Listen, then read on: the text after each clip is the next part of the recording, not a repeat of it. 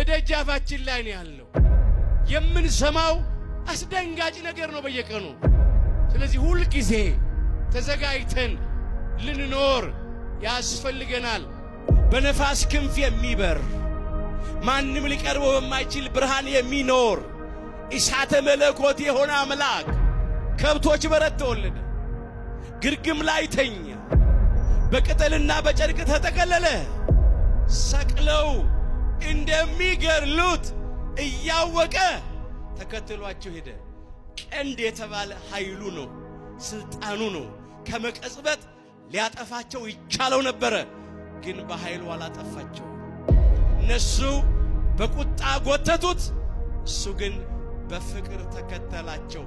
አንዳንዶቻችን ግን ከፍ ስንል ወጣትነት ስንደርስ አቋርጠናል። ከዚህ ከትሑቱ በግ ከዋሁ በግ ከቀራንዮ በግ ከእግዚአብሔር በግ ከአምላካችን ከጌታችን ከመድኃኒታችን ከኢየሱስ ክርስቶስ ቅዱስ ሥጋ ክቡር ደም ተለይተናል።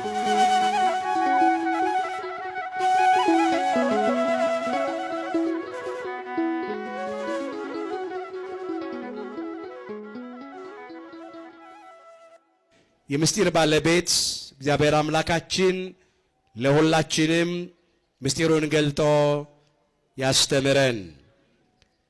ነዋ በግዑ ለእግዚአብሔር፣